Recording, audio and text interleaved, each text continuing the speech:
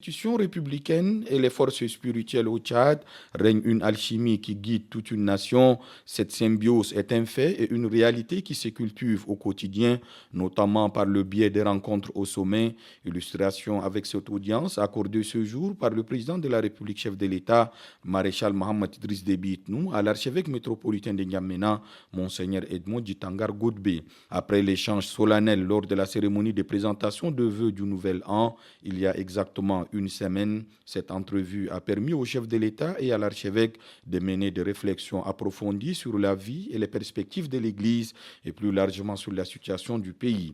Impossible d'éluder l'attaque lâche et barbare contre la première institution de la République mercredi dernier.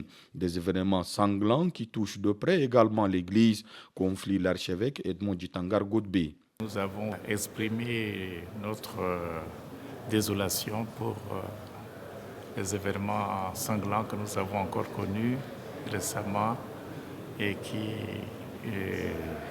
nous touchent de près parce que nous sommes quand même un pays qui aspire à la paix.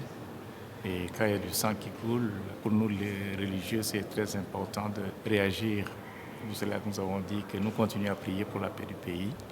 Mais en même temps aussi, nous pensons que l'avenir, malgré tout, appartient à Dieu et nous sommes prêts à marcher sur le chemin d'espérance que nous trace aujourd'hui l'Église universelle. Parce que nous avons une année d'espérance.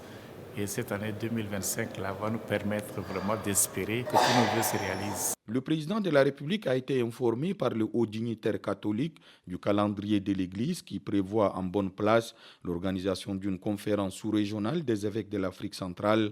Au-delà de sa valeur purement spirituelle, cet événement vise surtout à donner une bonne image du Tchad. Cela a requis l'assentiment du président de la République, chez qui l'archevêque métropolitain de N'Djamena voit une humilité rare au sommet de l'État. Nous allons mettre le paquet pour que tous ceux qui viennent se rendent compte que le Tchad est un pays autre que ce qu'il imagine ou que la presse présente.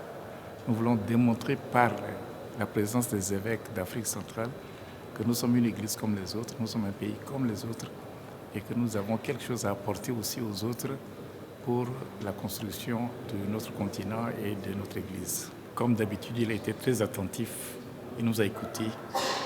Et il a repris point par point tout ce que nous avons exprimé en donnant son point de vue.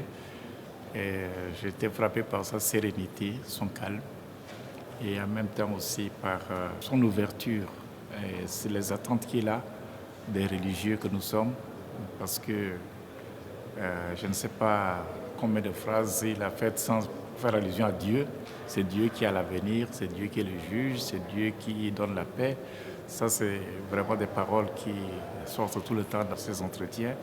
Et je crois que nous prenons ça avec beaucoup de satisfaction parce que nous voyons que c'est une personne qui a crainte de Dieu et qui cherche aussi à partager cette crainte de Dieu avec les autres. L'éloge rendu par le pasteur des pasteurs au Tchad, Monseigneur Edmond Djitangar Godbé, en dit long sur la place qu'accorde le chef de l'État à la religion pour renforcer la cohésion entre Tchadiens tout en la plaçant au centre d'une gouvernance éclairée et bienveillante.